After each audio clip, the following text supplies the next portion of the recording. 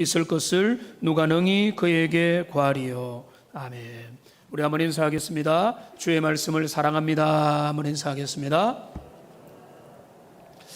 여러분의 인생이 누리는 인생이 되기를 원합니다. 참으로 누리는 인생, 진정한 누림이 있는 그런 인생을 살기 원하는데요. 누린다, 진정한 누린다라고 하는 것을 전도서의 입장으로 정리를 하자면, 해 아래의 한계 가운데서 내게 주어진 오늘 하루를 감사하고 먹고 마시고 최선을 다하며 나의 한계를 주님 앞에 맡기면서 내게 주어진 삶을 살아가는 것, 그리고 기쁨과 자원함과 즐거움으로 보람을 가지고 이 한계를 인정하면서 살아가는 것, 그게 바로 전도자가 말하는 누림의 핵심이 될 것입니다. 그런데 이 오늘 본문에 지금 2절에 보면 누린다라는 표현이 두 번 나오죠. 누리도록 허락하지 아니하셨다, 다른 사람이 누린다라고 했는데, 여기 이 누린다의 정확한 의미는 먹는다는 의미가 있습니다. 맛보아, 먹어서 맛보아 안다라고 하는 것입니다. 여러분, 맛을 보아야 아는 거죠.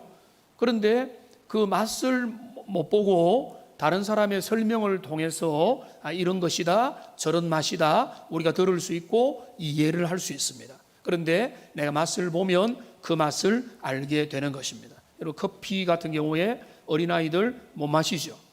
그런데 나중에 커피를 왜 마시냐 퇴퇴퇴 하다가 어느 순간에 한번 마셔보고, 그 다음에 또 마셔보고, 원두커피, 블랙커피, 아메리카노 마셔보면은 야, 이거 괜찮네, 건강에도 좋다네, 하루에 두세 잔은 혈액순환에도 좋다네, 향기도 괜찮네, 잠만 지장이 없다면 마신다. 그러면서 이제는 다양한 커피도 경험하고, 야, 맛있다, 향기도 좋고, 그 다음에 맛도 좋고, 그 다음에 그 분위기도 좋다. 이렇게 그게 누리는 것입니다. 내가 맛보아서 알기 때문에 누리는 것입니다.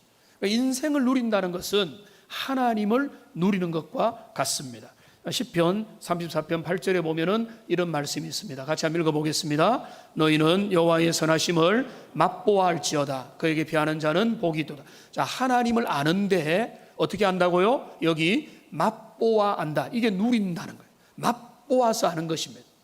그런데 이게 맛보아 아는 것과 그냥 아는 것의 차이는 마치 종이 속에 백과사전에 호랑이를 보는 것과 산에서 호랑이를 직접 만난 것의 차이만큼 나는 것입니다. 제가 우연히 개그 우먼인 김효진 씨의 최근의 간증을 재밌어서 들었습니다. 배꼽을 잡고 막 웃으면서 들었는데, 그리고 은혜도 받았습니다. 그런데 김효진 씨가 4대 크리스찬 집안이더라고요. 그런데 4대 크리스찬 집안인데 이제 어릴 때부터 주일학교에서 주름을 잡고 선극도 하고 앞장서 가지고 막 주도도 하고 했는데, 진짜 주님을 알게 된 거는 이제 그 인기가 약간 시들어갈 때쯤이었다는 거예요. 인기가 놀라운 인기가 있고 사람이 주목받을 때 좋았는데, 경쟁자가 치고 올라가고 동기들이 더 훌륭하게 인기를 얻고 막 돈을 벌고 명성을 얻으니까 박탈감을 느끼고 위기감을 느끼고 우울증도 느끼고 질투도 느끼면서 그때 이제 그 삶이 무너지고 우울증까지 생기게 됐다. 그럴 때 그 마음에 어릴 때부터 기본기가 있으니까 이제 내가 하나님을 다시 만나야 되겠다. 그러니까 너무 바쁘다 보니까 어릴 때 절대 안 빠졌던 예배도 등한시하고 주일날 한번 어쩔 수 없이 하던 게 몇 년을 빠지게 됐다는 거예요. 그러다가 이제 주님 앞에 나와서 이제 예배를 드리는데 그렇게 눈물이 나면서 인격적으로 주님을 만나고, 그때부터 이전에 그렇게 말씀을 많이 들었는데도 하나님의 말씀을 알고 싶다고 하는 처음 생각이 들었다는 거예요. 여러분, 저는 이거를 진짜 그 말을 들으면서 많은 사람이 그렇겠구나. 어릴 때부터 말씀을 듣고 설교를 듣고 선생님한테 듣고 강단에서 듣고 전사님한테 듣는데 내가 말씀에 대한 열망을 가져본 적은 없는 거예요. 그냥 억지로 먹여주는 거예요.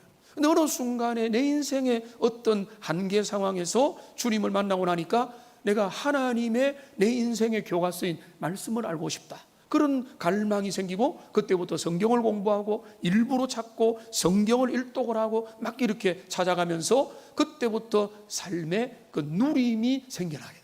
그러니까 인생에 하나님을 인격적으로 만나니까 맛보아 알게 된 거죠. 많은 사람들이 하나님을 설명으로 들었습니다. 목회자가 설명하니까, 선생님이 설명하고 어른이 설명하니까 하나님 그런 분이구나. 그런데 그 설명을 들어서 고개를 끄덕이는 게 나쁜 게 아니라 그 다음에 단계로 나가야 되는 거예요. 나의 하나님, 내 삶을 인도하시고 지금 내게 역사하시고 살아계신 하나님을 경험하고 맛보아 알 때, 그게 바로 누리는 것입니다. 그렇게 하나님의 그 선하심을 맛보아서 누리는 하나님의 사람들이 되시기를 주님의 이름으로 축복합니다. 그 누리는 것이, 그게 바로 그 차원인 겁니다. 여기 우리가 누린다, 참된 누린다, 이거는 인생을 그냥 해볼 거 다 해본다 이게 아니라 그 마음의 기쁨과 자원함과 행복과 은혜와 감격과 정말로 남들이 모르는 기쁨으로 삶을 진짜 제대로 살아갈 수 있다. 이게 바로 누리는 삶이다라고 말할 수 있는 것입니다. 그런데 이런 참된 누림에서 오늘날 많은 사람들이 벗어나 있습니다. 많은 사람들이 돈도 있고 집도 있고 차도 있고 웬만한 것들도 있는데도 그들의 삶을 보면 원망과 불평이에요. 너무 힘들어해요. 주변을 봐도 그렇고 멀리 가면 더 그렇고 사람들이 다 힘들어하는 것입니다. 여러분, 그런데 제가 어떤 목사님의 설교를 우연히 듣다가 이 목사님 이상한 말씀을 하세요. 대한민국에서 사는 사람은 원망과 불평하면 안 된다는 거예요. 그래서 그게 무슨 말인가라고 하니까 일리가 있어요. 뭔가 하면 한국 남한에서, 북한도 아니고 남한에서 산다는 것은 이미 전 세계적으로 우월한 삶을 살고 있다. 전 세상에서 지금도 기아에 허덕이고 전쟁에 완전히 피난을 당하고 인권의 유린을 당하고 슬픔을 당하는 거 여러분 뉴스로 한 번씩 듣지 않습니까? 온 세계 가운데서 우리는 이미 세상에서 잘 살아가는 사람이라는 거예요. 상대적으로 비교하고 더 잘 먹고 잘 살고 엄청난 부를 가진 사람을 항상 그들을 띄워주니까 그들이 우리의 비교의 대상이니까 내 삶은 실패했다, 나는 만족이 없다, 이렇게 생각하는데, 그 목사님의 지론은 뭔가 하면 이 대한민국에서 먹는데 큰 어려움 없이 사는 것 자체만 해도 원망과 불평을 할 게 없다는 거예요. 사실 맞지 않습니까? 우리가 주님 안에서 감사하고 찬양하고 지금 내게 주어진 것을 만족하면서 살면 되는데, 여러분 그렇게 안 되죠. 삶이 우리를 구속하는 겁니다. 이것도 하고 싶고 저것도 가고 싶고 저렇게 돼야 되고, 남들은 다 더 넓은 평수에 사고 다른 사람은 더 잘 먹고 잘 사는데 나는 뭐냐, 자꾸 이런 상대 비교하고 그 복음이 아닌 하나님 안에서 만족하지 못하고 세상적인 기준을 가지고 나를 비교하니까 계속 흔들리니까 진짜 자유와 자족하는 기쁨이 그 마음에 없는 것입니다. 오늘 많은 사람이 그렇게 누리지 못하는 인생을 살아가는데요, 여러분 그것이 너무나 큰 비극인데, 오늘 전도자는요 그런 비극에 수많은 사람이 사로잡혀 있다고 이야기를 하고 있습니다. 오늘 본문에 보면 두 사람이 등장합니다. 먼저 한 사람이 2절에 등장합니다. 어떤 사람이 있는데요, 2절에 보면 어떤 사람은 그의 영혼이 바라는 모든 소원에 부족함이 없었어 재물과 부요와 존귀를 하나님께 받았으나 하나님이 그것을 누리게 허락하지 않았으므로 누리지 못하고 남들이 누린다라고 이야기를 하고 있습니다. 그런데 이제 그 이야기를 보기 전에 전도자가 뭐라고 하는가 하면 1절에서 내가 헤아려 한 가지 불행한 일을 보았다라고 말을 하고 있습니다. 과거의 번역으로는 폐단입니다. 말이 안 되는 일, 불가사의한 일, 우리가 스스로 어떻게 뜯어 고칠 수 없는 인생의 한계와 숙제, 인생 최대의 난제를 전도자가 발견한 것입니다. 사람들은 저마다 열심히 살아가는데 인생에 보이지 않는 그 장벽과 폐단과 난제가 있다는 것입니다. 그거를 지금 전도자는요 뒤에서는 뭐라고 이야기하는가 하면, 오늘 2절 뒷부분의 마지막에 보면 뭐라고 이야기하는가 하면은 이것도 어때요? 악한 병이다라고까지 이야기하는, 악한 병이다, 악이다. 이거는 모순이고 잘못됐을 뿐만 아니라 이것은 우리가 어쩔 수 없는 우리의 인생의 모두에게 굴레로 들이놓아져 있는 그런 삶의 한계 상황을 전도자가 본다는 것입니다. 자, 그러면서 그 한계에 놓여 있는 한 사람을 말합니다. 근데 그 사람은요, 하나님이 뭘 허락해 주셨는가 하면은 이게 세 가지를 허락해 줬습니다. 재물과 부요와 존귀를 그에게 주셨다는 거예요. 자, 재물이 뭡니까? 지난주에 했던 그 돈이죠. 돈. 물질에 어려움이 없도록 채워 주셨다는 거예요. 부요라는 것은 물질을 포함한 모든 풍부함이라고 보면, 재물과 부요는 한마디로 말하면 돈을 넉넉하게 주셨다는 거예요. 그 다음에 존귀라는 건 뭡니까? 이거는 높은 지위, 명예라고 볼 수가 있는 겁니다. 자, 그러면 보십시오. 이 한 사람이 있는데 이 사람이 뭘 가졌습니까? 돈을 가졌고 명예를 가졌어요. 그런데 이 사람이 행복하지 않더라는 거예요. 여러분, 많은 사람들이 뭘 쫓아가죠? 안 그런 척 같은 거 하면서도 돈과 명예를 따라서 살지 않습니까? 직업을 구하고 공부를 하고 자녀 교육시키고 삶에서 열심히 하는 게 결국은 뭡니까? 돈 찾아가는 거고, 높은 지위 찾아가는 거고, 좀 더 고소득을 찾아가는 거고, 연봉이 좋고 남들에게 인정받는 지위를 찾아가는 것입니다. 근데 이게 여러분 잘못된 게 아닙니다. 돈이 문제가 있는 것이 아니고 높은 지위를 얻은 게 잘못이 아니라, 오늘 전도자가 뭐라고 이야기하는가 하면은 이 돈이 이 사람을 진짜 행복하게 못해주고 있는 현실을 보는 거예요. 돈은 많은데 불행하다는 거예요. 누리지 못한다는 겁니다. 행복이 없다는 거예요. 명예는 있는데, 명예를 가진 사람은 왜 갑자기 자살하죠? 왜 재벌가에서 마약 중독이 나오죠? 여러분, 그거는 뭔가 하면 돈과 명예와 지위가 삶의 진정한 누림의 해결책은 안 된다는, 그거는 축복의 수단이 될 수 있고 우리의 누림의 편리함의 도구는 될 수 있고 방법은 될 수 있고 그 하나님의 선한 복의 결과는 될 수 있지만은, 그것이 있으면 우리에게 자동적으로 행복과 누림이 되느냐? 전도자가 그건 아니라고 보는. 그래서 어떤 신부님의 특강을 한번 듣는데 그분이 이런 말 하더라고요. 우리나라의 1000억대의 부자들은 절반이 수면제 먹고 산다, 이런 말을 하는데, 그래서 수면제 먹고 1000억 벌래, 그냥 평범하게 안 먹고 살래, 이런 이야기를 하는 걸 인상 깊게 들었는데, 여러분, 많은 돈을 가지는 게 우리에게 자동적으로 행복을 가져다 준다면 열심히 돈 버는 데만 집중해야죠. 그런데 그렇다고 해서 전도자는 돈은 잘못되었다, 돈은 배단이다, 돈은 악하다, 이 말을 하는 게 아니에요. 물질은 우리에게 너무 편리하고 좋은데, 지난주에도 말씀드린 것처럼 오늘 전도자는 어떤 이야기 하는가 하면, 돈이 행복을 보장해 주지 못한다.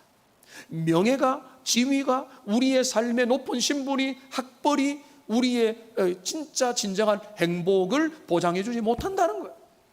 그러면 우리는 한번 돌아봐야 됩니다. 이 세상의 사람들, 오늘날 많은 사람들이 이 두 가지에 몰입해 있잖아요. 첫째는 뭡니까? 돈을 따라다닙니다.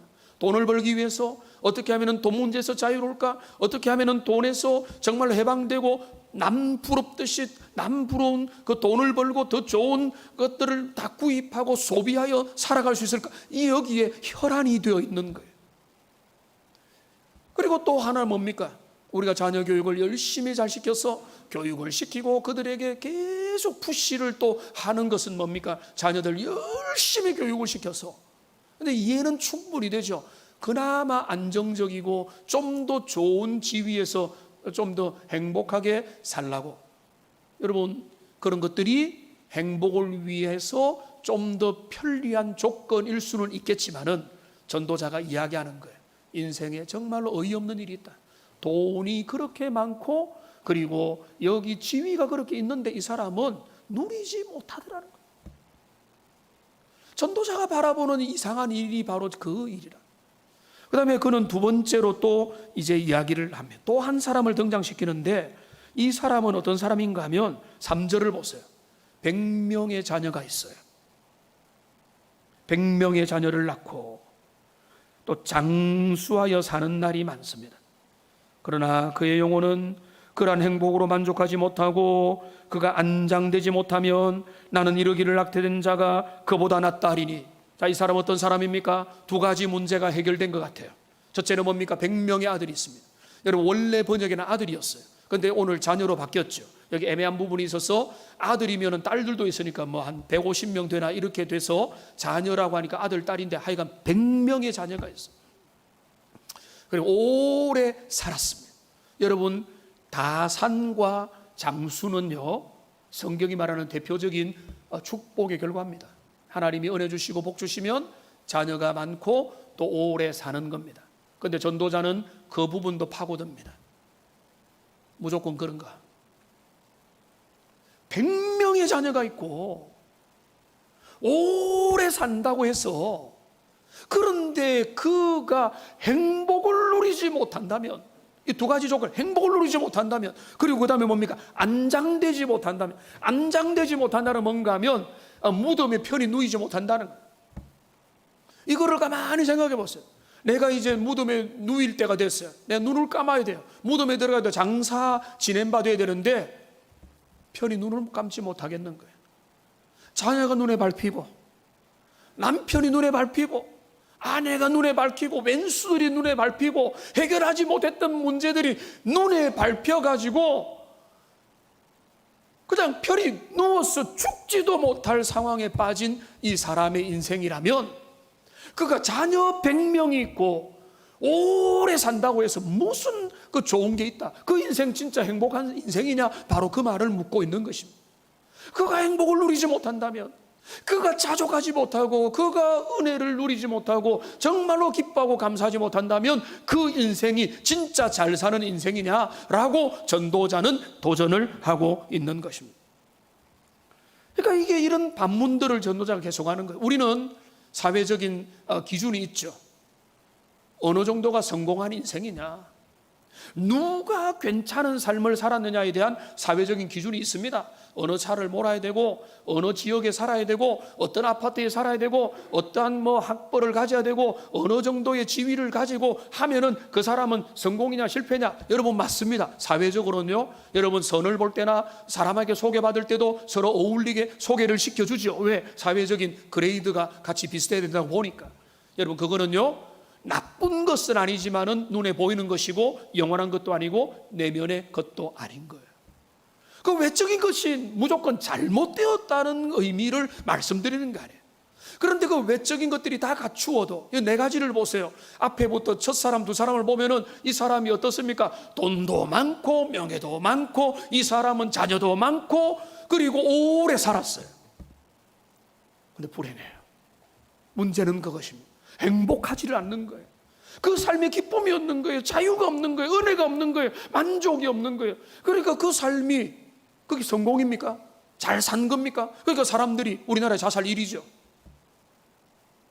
여러분, 거기에 삶의 모순이 있는 것이고, 그거를 보고만 해서 해결되지 아니하면은, 여러분, 내가 열심히 돈을 더 벌어야지, 내가 성공의 길을 더 달려야, 남들보다 좀 더 열심히 해가지고 좀 더 앞자리에 가야 된다. 여러분, 그 열심을 여러분 제가 저주하는 게 아닙니다. 그 열심을 더 하십시오. 그러나 그건 하나님 안에서 하는 것이고, 그러나 그렇게 하면은 행복이 저절로 따라온다? 천만의 말씀이에요. 전도자는 그게 아니라네. 그거는 좋은 도구가 될 수 있고 조건이 될 수 있지만, 그것이 우리의 행복의 진짜 중요한 필수 조건이 아니라는 거예요. 근데 여러분, 오늘 본문에 보면은 엄청난 자극적인 이야기를 합니다. 전도자, 설교자도 설교를 열심히 전하려고 하면 뭡니까? 세게 이야기를 하죠. 왜 세게 이야기를 합니까? 잘 전달되라고, 여러분이 새겨 들으라고 세게 이야기하고 예화도 등장시키고 본문도 설명하고 하는데, 전도자는 더 세게 이야기해요. 여러분, 여기 6절을 보십시오. 6절에 보면 이렇게 말합니다. 천년의 갑절을 산다 할지라도 라고 말하고 있어요. 천년은 천년이죠. 갑절은 2배죠. 몇 년을 사는 거예요? 2000년을 사는 겁니다. 여러분, 무두셀라가 몇 년을 살았어요? 969세에 살았죠. 무두셀라 2배를 사는 거예요. 무두셀라의 2배를 산다고 해서 그의 마음에 진정한 행복이 없다면 그 삶은 행복한 삶이냐라고 전도자가 묻는 것입니다. 장수, 다자녀, 명예, 물질, 이런 것들 사람들 열심히 쫓아다니는데 그것들이 우리의 삶에 진정한 행복을 주고 누림을 주느냐? 그게 아니고 오히려 무지개를 쫓는 것이고 허상을 쫓는 것이 어느 순간에 안개처럼 다 사라져버려요. 그러니까 전도자는, 성경은 끊임없이 경고하는 것입니다. 너희는 진짜 누리고 있느냐? 정말 행복하냐? 진짜 마음에 조건이 아니라 어떤 상황이 아니라 어떤 내용들로 인해서 너희가 만족하는 게 아니라 너희의 마음에 이런 모든 상황과 관계없이 너희의 마음이 흔들리지 않는 하나님이 주시는 변하지 않는 기쁨과 희락과 그 아름다움과 은혜가 너희 속에 있느냐? 그거를 묻는 거예요. 그러니까 지금 전도자는 자, 돈도 명예도 그 자녀도 물질도 장수도 진정한 행복을 누릴 수 없다면 그거는 의미가 없다는 거예요. 다시 말합니다. 돈이 의미가 없다는 거 아니에요? 행복을 누릴 수 없다면 물질도 위험한 것이고 우리가 행복하지 않다면 자녀도 우리에게 필요 없는 것이고 우리가 행복하지 않다면 명예도 그거는 걸걸치는 것이고 우리가 행복하지 않다면 오래 산다는 것도 저주에 가까운 거예요. 그러니까 우리의 삶은 진짜 주님은 우리가 행복해지기를 원하고 하나님 우리가 정말로 이 땅에서 아름다운 삶을 살기 원하는데 이 문제를 해결하지 않고 다른 방법들을 열심히 찾아가지고 돈을 쫓아가고 명예를 쫓아가고 물질을 쫓아가고 오래 살려고 건강만 열심히 애를 쓰고 그 다음에 내가 그 자녀에게만 투자하면 내 행복이 무조건 진행되는가? 전도자는 말합니다. 그게 아니라는 거예요. 그 모든 것들이 다 갖추어졌다 해도 사회적인 인식에서는 저 사람 성공한 사람이라고 말하겠지만 하나님 앞에서 영혼을 엑스레이로 찍어보면 그는 비참한 영혼이라고, 불쌍한 영혼이라고, 가난한 자라고 성경은 이야기하는 거예요. 진짜 부자는 누구냐? 하나님 안에서 있으면 있은 줄로 족하고 부족해도 자족할 줄 알고 주어진 것으로 감사하며 하나님만으로 기뻐하는 그게 바로 진정한 은혜와 누림의 모습이라고 이야기를 하고 있는 것입니다. 여러분 구약에 보면 아합 왕이 있습니다. 북이스라엘에 아합 왕이 있는데 제일 악한 왕입니다. 이 왕이 아들이 몇 명인 줄 아세요? 70명의 아들이 있었어요. 70명 아들이 있으면 뭐합니까? 한 시간에 다 죽었어요. 몰살을 당했습니다. 아합은 전쟁터에서 전사를 당했습니다. 그리고 그 안에 악한 이스벨 어떻게 됐죠? 창문에서 누가 떨어뜨려가지고 포도원에다가 밑에 떨어져가지고 개들이 그 피를 핥는 비참한 죽음을 당했어요. 아합의 가문에는 돈이 있었고 권세가 있었고 자녀들이 있었지만은 그 삶은 비참하게 운명이 끝나버렸다는 거예요. 우리가 누구를 그 삶을 여러분 부러워하는 사람이 누가 있겠습니까? 그러니까 여러분 사람들은 이런 것을 어느 정도 알기 때문에 사람들은 본능적으로 이 땅에서 누리려고 하는 거예요. 제가 볼 때는 그렇습니다. 믿지 않는 사람들도 세상에 인생도 짧고 우리가 이 땅에서 돈을 지나치게 많이 가지고 오래 살면 뭐하나 이 땅에서 누리자 즐기자 하면서 누릴 걸 찾는 겁니다. 여행도 다니고요, 취미도 없고요, 어떤 사람은 성적인 만족을 구하기 위해서 여기저기를 기웃거리고 온갖 즐거움을 찾아가지고 내가 어떻게 하면 내 인생을 즐겁게 살 수 있을까를 누리는 방향을 찾아서 헤매는 거예요. 왜? 인생이 너무 짧고 한계가 있고 기회가 없다 생각하니까 그렇게 하는 거예요. 근데 문제는 뭡니까? 그 모든 것들이 뭔가 오늘 전도자가 말하는 거예요. 돈을 추구하고 그리고 명예를 찾고 그리고 많은 자녀를 낳고 가정을 이루고 오래 사는 것. 근데 이런 거 아니라도 여러 가지로 쾌락을 누려보고 하는데 결국 문제가 뭔가 하면 그 모든 것들은 그들에게 진정한 만족을 결단코 줄 수가 없다는 사실입니다. 그러니까 이 모든 것들이 여기 가봐도 만족이 없고 저기 가봐도 만족이 없고 결국 인생은 뭔가 하면 허무에 도달할 수밖에 없다. 그러니까 그런데 여러분, 이제 우리가 이런 삶의 정황, 전도자가 바라본 이 세상을 살아가는 사람들의 한계와 절망의 정황을 우리가 바라보면서 인생이 왜 이렇게 고달픈지, 왜 이렇게 못 누리고 사는지에 대하여 영적인 진단이 필요한 것입니다. 왜 그런가? 거기에는요, 오늘 본문을 통해서 우리가 힌트를 찾는다면 우리의 욕망의 문제가 해결되지 못해서 그런 겁니다. 오늘 7절 말씀을 보십시오. 자, 7절을 보면 이렇게 말합니다. 사람의 수고는 다 자기의 입을 위함이나 그 식욕은 채울 수 없느니라. 그 식욕은 채울 수 없느니라. 여러분, 식욕을 채울 수 없다는 말은 이 식욕에 대한 이야기이기도 하지만 모든 근본적인 본능과 인간의 욕망을 이야기하는 것입니다.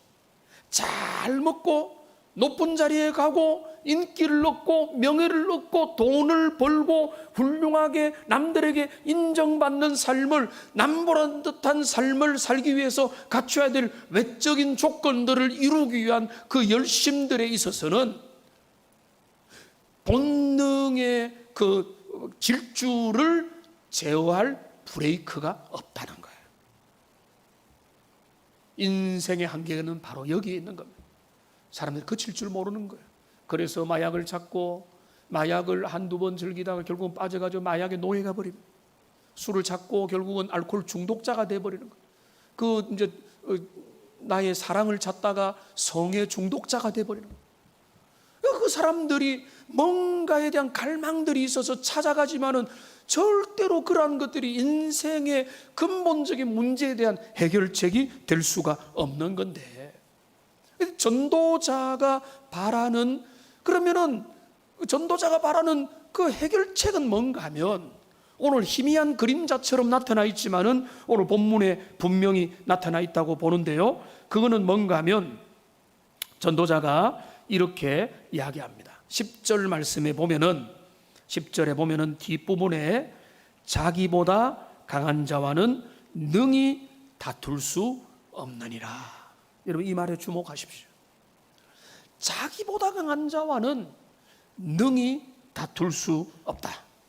여러분이 자기보다 강한 자는요, 뭐 힘센 사람, 그리고 권세 있는 사람, 능력 있는 사람, 손 위에 있는 사람, 어른, 부모, 뭐 이런 거 쉽게 연상할 수 있겠습니다. 근데 여기 자기보다 강한 자가 누구냐라고 할 때 하나님이라고 보는 게 제일 어울립니다. 전도자의 맥락에서는 하나님과 싸워서 겨룰 수 없다는 말입니다. 여러분, 하나님과 싸워서 여러분의 인생을 여러분이 조정할 수가 없어요. 여러분의 미래의 일들을 조정할 수 없다는 말입니다. 여러분이 나중에 흥망성쇠를 여러분이 주권자가 되어서 모든 것들을 자기 중심으로 펼쳐갈 수 없다는 것입니다. 창조주 하나님, 섭리자 하나님과 겨루어서 내 인생은 내가 독자적으로 걸어갈 수 있다? 여러분, 그게 됩니까? 그게 안 되죠. 하나님이 인생을 어떻게 이끌어 가십니까? 전도서 우리가 7장에서 전에 한번 본 것처럼 13절 14절에 보면은 이렇게 말합니다. 하나님께서 행하시는 일을 보라는 거예요. 하나님 인생에 어떻게 일들을 진행하십니까? 하나님이 굽게 하신 것을 사람 펼 수 없어요. 코로나19 한번 허락하면은 과학이 있고 총동원하고 노력은 하지만은 인생은 우리가 가던 방향에서 스톱하는 거예요. 14절 보십시다. 형통한 날에는 기뻐하고 공고한 날에는 되돌아보아라. 이 두 가지를 하나님이 병행하게 하사 장래일을 알지 못하도록 하나님이 하시는 분이 주권자 하나님인데, 우리가 미래를 예측해서 나는 70을 산다, 80을 산다, 나는 이 정도 계획을 하고 내 인생의 프로그램을 짜는 거, 그게 잘못되었다는 게 아니라 그렇게 내 인생은 내 주도하에 모든 것들을 다 결정할 수 있다라고 생각한다면 그게 오산이라는 거예요. 그게 인간의 본능이고 욕심이라는 겁니다. 주님의 손안에 맡긴다는 의미는 내 생명도 주님의 손안에 있다는 걸 철저히 인정해야 됩니다. 오늘 밤에도 주님이 나를 데려가시면은 여러분이 하나님 앞에 갈 수도 있음을 믿으시기 바랍니다. 이 아멘 좀 약하네요. 오늘 밤에도 주님이 여러분을 데려가시면은 여러분 데려감을 당하게 될 줄로 믿습니다. 좀 크게 하세요. 아멘. 아멘 하면 그때부터 어떤 일이 납니까? 이제부터 사는 날은 선물인 거예요. 그렇게 살아야 삶과 죽음에 대해서 주님의 손 앞에 맡겨놓으면 인생을 선물로 사는 거예요. 그러니까 기쁨이 있고 만족이 있고 감사하고, 하나님이 나에게 생명을 주시고, 하나님이 나에게, 어떤 분들 나에게 칠순을 허락하신 거 감사합니다. 뭐 칠순은 평균으로 산다. 평균으로 살, 어떤 사람은 10살에 죽고 어떤 사람은 30살에 돌아가고, 우리 아버지 46세에 돌아가셨고, 하나님 주님이 나에게 70이라는 생애를 허락해 주신 것 주님의 은혜입니다. 이렇게 사는 사람은 그 다음에 주어진 삶도 주님의 은혜로 살아가는 거죠. 그러니까 여러분, 하나님과 싸우지 말라는 건 뭔가 하면, 하나님이 하실 일, 하나님이 결정한 일을 내가 좌우할 수 있다고 착각하지 말고, 교만하지 말고, 맞서지 말고, 설레발치지 말고 주님 앞에 맡기라는 거예요. 주님 앞에 여러분의 목숨과 여러분의 장래일과 여러분의 내년과 이후의 일들도 다 맡겨놓고 오늘을 주님 앞에 진실하게 살라는 것입니다.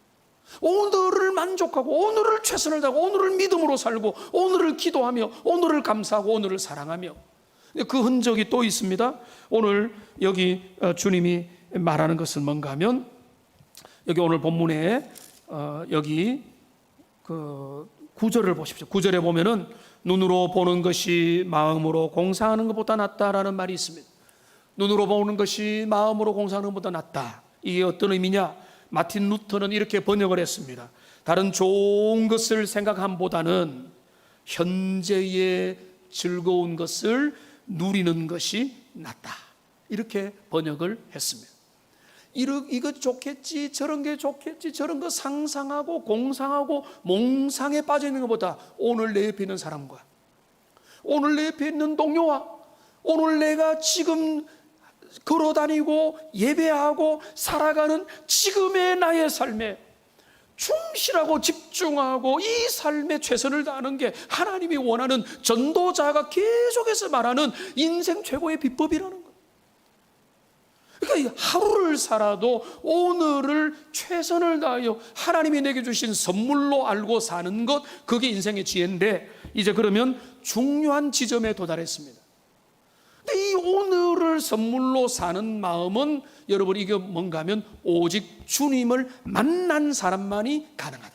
복음 안에서만 가능하다. 그러니까 세상의 사람들은요, 돈 벌 줄 알고, 높은 지위에 오를 줄 알고, 실력 있고 지위 있고 능력 있고 유능하고 아주 유명한 가문을 누릴 줄 알고 권세를 가지고 그런 것 잘하지만은, 그들이 못하는 게 뭔가 하면 그 내면의 문제를 주님 앞에서 해결을 못했다는 거예요. 그러니까 그들은 돈이 있어도 불행하고, 자녀가 많아도 속썩이고, 어떤 이래가지고 눈 감고 자겠나, 내가 죽겠나라고 할 정도로 인생을 슬픔 가운데 지나게 된다는 거예요. 주님을 만나야 됩니다. 우리 중에 많은 분들이 주님을 이미 만났죠. 주님을 만났을 때, 주님이 내가 주님을 만나서 인격적으로 주님을 맛보아 알게 되면은, 그때부터는요, 여러분, 어떤 게 생깁니까? 무한한 자유가 생깁니다.